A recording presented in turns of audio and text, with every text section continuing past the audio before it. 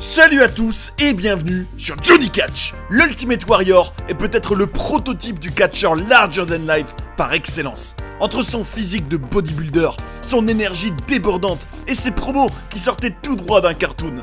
Et le moins qu'on puisse dire, c'est que sa carrière n'a pas été un long fleuve tranquille. Ça vous dirait de découvrir les déclarations choquantes qu'il a pu dire sur comment Hulk Hogan et Triple H étaient dans la vraie vie ? Vous êtes curieux de savoir pourquoi la légende Jake Roberts prévoyait de le frapper à coups de rouleau de monnaie dans les coulisses du Hall of Fame en 2014 ? Vous vous demandez s'il prenait des stéroïdes et ce qu'il a pu avouer à ce sujet ? Est-ce que vous voulez connaître ses opinions politiquement incorrectes sur Martin Luther King et l'ouragan Katrina ? Vous êtes au bon endroit, parce qu'aujourd'hui, on va vous révéler 7 histoires controversées sur l'Ultimate Warrior qui vont vous faire halluciner. Merci d'être de plus en plus nombreux à nous suivre dans cette belle aventure. On est ensemble. Vous êtes bien sur Johnny Catch, le top 7 des controverses autour de l'Ultimate Warrior. C'est parti!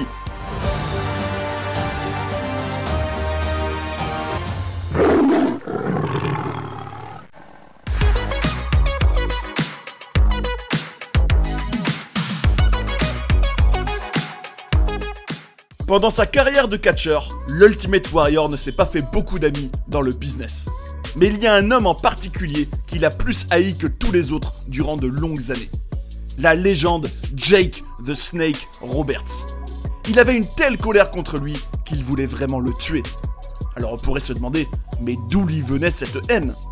En fait, tout a commencé durant l'été 1991. À ce moment-là, l'Ultimate Warrior, qui avait battu Hulk Hogan à WrestleMania un an avant, était une des plus grandes stars de la WWE. Et il était apparemment question qu'après le pay-per-view SummerSlam, il y a une rivalité avec Jake Roberts, qui aurait fini par mener, selon ce dernier, à ce que Warrior perde le titre contre lui. Une ceinture qu'il n'avait jamais gagnée et une rivalité qui lui aurait rapporté plus d'argent que jamais dans sa carrière. Sauf que rien ne s'est passé comme prévu. À cette période, l'Ultimate Warrior n'était obsédé que par une seule chose. Il voulait avoir le même salaire que Hulk Hogan et avoir le même pourcentage que lui sur la vente de ses produits dérivés. Des demandes qui lui semblaient légitimes puisqu'il considérait qu'il était tout aussi populaire que le Hulkster. Il ira même encore plus loin. Si Vince McMahon ne lui accordait pas toutes ses requêtes, il refuserait de participer au main event de SummerSlam. Un chantage qui mettait en péril le show, surtout que plein de spectateurs avaient payé pour le voir. Sur le moment, pas longtemps avant le match, Vince McMahon n'avait pas d'autre choix que d'accepter ces demandes. Mais il ne les respectera pas. Après le main event, quand Warrior est rentré au vestiaire, Vince l'a informé qu'il le suspendait pour une durée indéterminée. Et à ce moment-là, le patron aurait dit à Jake Roberts « Tu es l'être humain le plus malchanceux que j'ai jamais vu !» À cause de cette histoire, il n'aura jamais cette grosse rivalité et ne gagnera jamais le titre. Et il était tellement en colère contre Warrior pour ça qu'au Hall of Fame en 2014, où ils seraient tous les deux intronisés cette année-là, Roberts avait pris un rouleau de monnaie avec lui et comptait frapper Warrior avec. Pouvez-vous seulement imaginer le chaos que ça aurait créé ? Heureusement, en coulisses, l'Ultimate Warrior est allé s'excuser à Jake pour son comportement dans le passé. Et Roberts a finalement décidé de tourner la page.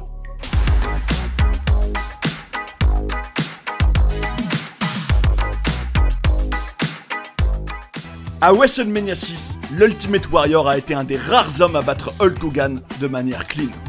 Ce jour-là, il a remporté le titre. Et un passage de témoin symbolique avait eu lieu entre le Hulkster, qui était la star de la WWE depuis des années, et Warrior, qui était censé devenir son successeur. En réalité, ce match entre ceux qui étaient probablement les deux catcheurs les plus populaires à cette époque allait être le point de départ d'une rivalité dans la vraie vie qui allait durer pendant des années, à coups de déclarations et de clashs. Alors que d'un côté, Hogan disait que selon lui, son adversaire n'était pas digne d'être son successeur en 1990, Warrior, lui, affirmait que c'était scandaleux que le Hulkster ait pu gagner un prix de père de l'année en 2007. Alors qu'il a complètement fracassé sa famille avec ses comportements décadents selon lui. Il est même allé jusqu'à dire que Hulk Hogan est un hypocrite chez qui tout est faux de A à Z, qu'il ment et qu'il poignarde les autres dans le dos, qu'il s'est mal comporté avec son ancien collègue Randy Savage.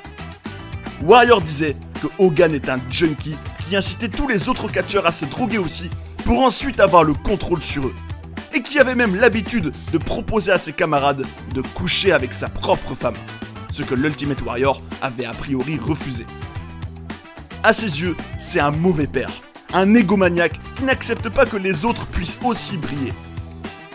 Malgré toutes ces chicanes au fil des années, ils ont quand même fini par se réconcilier et par enterrer la hache de guerre dans les coulisses du week-end de WrestleMania 30 en 2014, quelques jours avant la mort de l'Ultimate Warrior.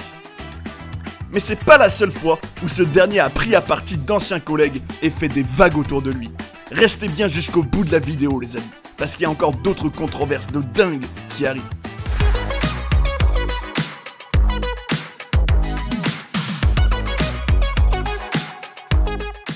Quand il était au sommet de sa popularité, entre la fin des années 80 et le début des années 90, l'Ultimate Warrior était un des catcheurs les plus populaires auprès des enfants, qui étaient émerveillés par ce véritable super-héros. Mais il y a une histoire concernant ces jeunes fans que son collègue Bret Hart a raconté dans son livre, de laquelle le Warrior ne sort pas très grandi. Selon le Canadien, ils avaient un jour un show à Omaha, et en coulisses, il y avait un enfant de la fondation Make-A-Wish qui était un grand fan du Warrior, au point d'avoir la même peinture que lui sur le visage.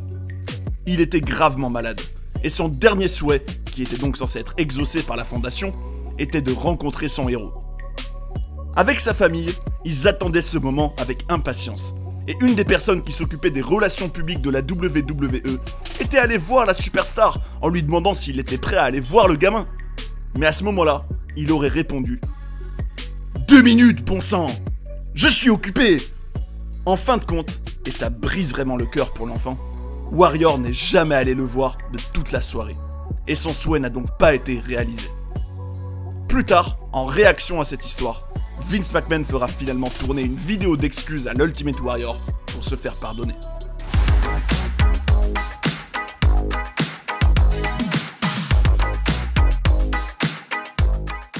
L'Ultimate Warrior n'a jamais été très apprécié par ses collègues catcheurs, qui lui ont souvent reproché son ego et le fait qu'il restait souvent à l'écart de ses camarades dans le vestiaire. À propos de lui, le vétéran Ted DiBiase Sr. a dit qu'il n'a jamais été bon dans le ring et qu'il ne respectait pas le business du catch. Mais un autre homme qui n'avait pas le Warrior à la bonne pendant un certain temps était Triple H.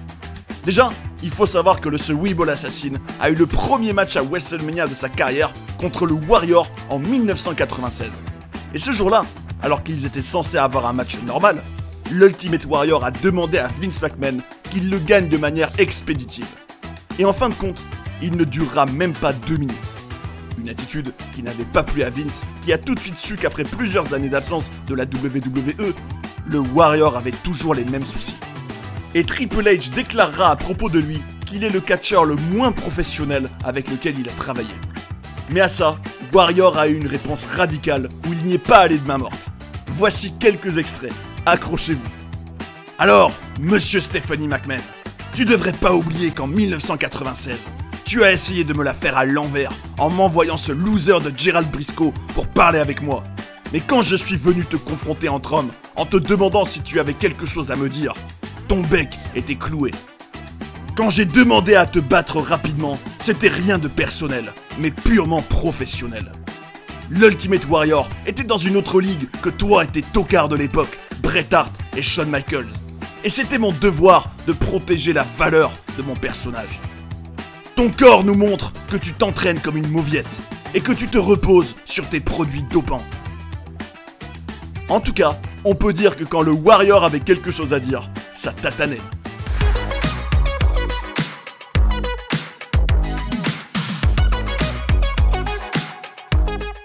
En 2005, la WWE voulait faire un documentaire sur la carrière de l'Ultimate Warrior.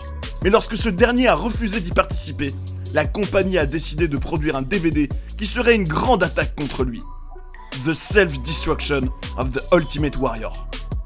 On y voyait ses anciens collègues, des officiels et même Vince McMahon complètement l'enterrer, en affirmant qu'il ne faisait pas du tout attention à protéger ses adversaires dans le ring, que ses promos étaient un ramassis de phrases qui n'avaient aucun sens, que son personnage lui était monté à la tête dans la vraie vie.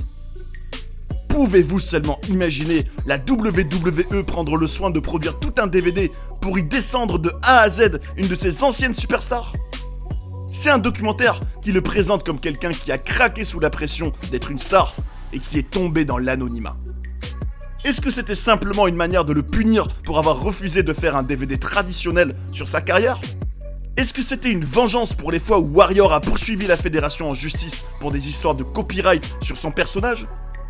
En tout cas, l'Ultimate Warrior lui-même a mal vécu ce DVD, et ça s'est encore terminé au tribunal.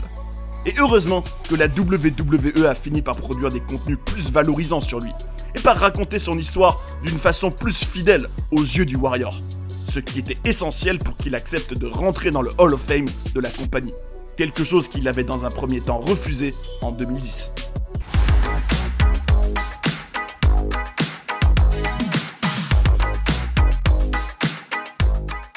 L'Ultimate Warrior est un individu qui n'a pas sa langue dans sa poche. Et vu sa popularité et l'influence qu'il a pu avoir sur ses fans, il prenait ça très à cœur de véhiculer sa vision de la vie et de faire des grands discours pour les motiver une fois qu'il ne catchait plus, à l'image de conférences qu'il pouvait faire dans des universités par exemple. Mais le moins qu'on puisse dire, c'est que ses opinions ont pu faire jaser et qu'il n'hésitait pas à exprimer son avis sur certains sujets en étant tout sauf politiquement correct. Par exemple, au sujet de l'ouragan Katrina qui avait fait des dégâts sur la côte du Golfe des États-Unis en 2005 et qui avait notamment détruit la Nouvelle-Orléans en Louisiane, l'Ultimate Warrior a déclaré que les habitants de cette ville vivaient déjà dans des conditions misérables à cause du fait qu'ils ne se sont jamais souciés de l'ordre et de la propreté. Qu'ils veulent obtenir l'attention d'autres personnes pour qu'elles prennent la responsabilité de réparer leur vie qu'ils ont déjà détruite tout seuls. Il a dit au sujet de la Nouvelle-Orléans que ça a toujours été une ville corrompue et que c'est, je le cite, un cloaque pornographique de décadence et de perversion. C'est à noter qu'en fin de compte, la Nouvelle-Orléans est la ville dans laquelle il est rentré dans le Hall of Fame de la WWE, ce qui est assez ironique quand on connaît son avis dessus. Et à propos de Martin Luther King, le célèbre pasteur généralement reconnu pour son combat pour les droits civiques des Noirs, Warrior a critiqué les fameuses marches que King a faites, en disant que ce n'était qu'une 60aine de kilomètres de route pavée et qu'il était escorté par des vigiles, mais aussi que le pasteur prêchait la vertu alors que lui-même avait commis l'adultère à de nombreuses reprises et qu'il avait des maîtresses partout en Amérique. En tout cas, ce qui est sûr, c'est que le Warrior n'a jamais eu peur d'exprimer son point de vue.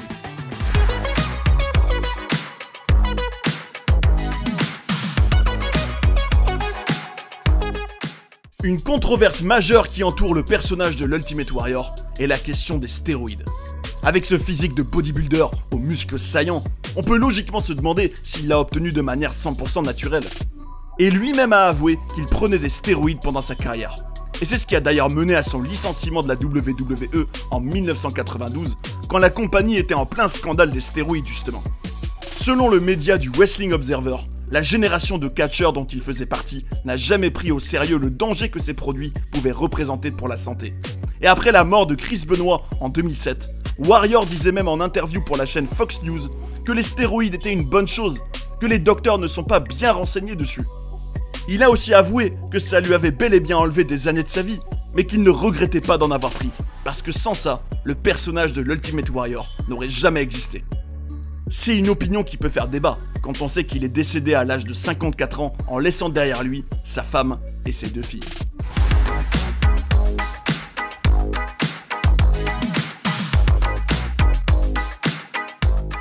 On pourrait aussi mentionner 2 histoires qui concernent le domaine des relations humaines dans la vie de l'Ultimate Warrior.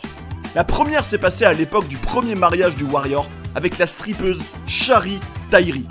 Il l'a trompée plusieurs fois avec des maîtresses qu'il avait dans différentes villes. Et cette infidélité finira par les mener au divorce.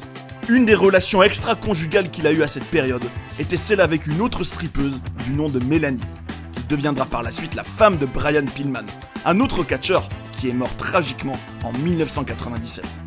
Apparemment, ces années-là, le Warrior avait appelé la résidence des Pillman en essayant de faire revenir Mélanie vers lui. À cause de ça, Brian l'a détesté jusqu'à sa mort. La deuxième concerne l'ancienne superstar de la WCW dans les années 90, Sting. C'est intéressant de noter que l'Ultimate Warrior et lui étaient de bons amis au début de leur carrière, et qu'ils formaient même une équipe appelée les Blade Runners. Le duo avait fini par se séparer et chacun des catcheurs s'était concentré sur sa carrière en solo, mais Sting a raconté que leur amitié ne s'en était jamais remise. Il a dit que leur personnalité était trop différente. Il affirmait par exemple que c'était un homme nerveux et paranoïaque. Clairement, la vie de l'Ultimate Warrior a été mouvementée. Et voilà pour ce top 7 des controverses autour de l'Ultimate Warrior. J'espère que vous avez aimé cette vidéo et que vous avez passé un bon moment. On a pu constater qu'à l'image de son personnage larger than life qui débordait d'énergie et d'intensité, il avait aussi une sacrée personnalité en coulisses. Bien évidemment, c'est important de souligner qu'il s'agit souvent de l'opinion de certaines personnes sur lui, ou d'histoires que certains ont pu raconter pour lesquelles on n'a pas toujours eu la version du Warrior. C'est un homme qui a touché des milliers de personnes à travers le monde, et qui a inspiré énormément de fans à trouver le guerrier qui est en eux pour devenir tout ce qu'ils sont capables d'être, ce que personne ne pourra jamais lui enlever. Quoi qu'on pense de ses opinions sur différents sujets, on peut également mettre en avant son franc-parler, qui est peu commun dans l'univers du catch. Et ça m'amène à vous poser une question. Selon vous, est-ce que l'Ultimate Warrior avait mérité sa place dans le Hall of Fame de la WWE? Dites-nous ce que vous en pensez, ce sera intéressant de lire vos commentaires et de partager nos opinions ensemble, parce que c'est le catch comme on l'aime. Si l'Ultimate Warrior vous impressionne, partagez la vidéo et abonnez-vous pour ne pas manquer les suivantes, c'est le meilleur soutien pour la chaîne. Un grand merci à ceux qui l'ont fait et à ceux qui le feront, on est ensemble. Prenez soin des vôtres et à bientôt sur Johnny Catch.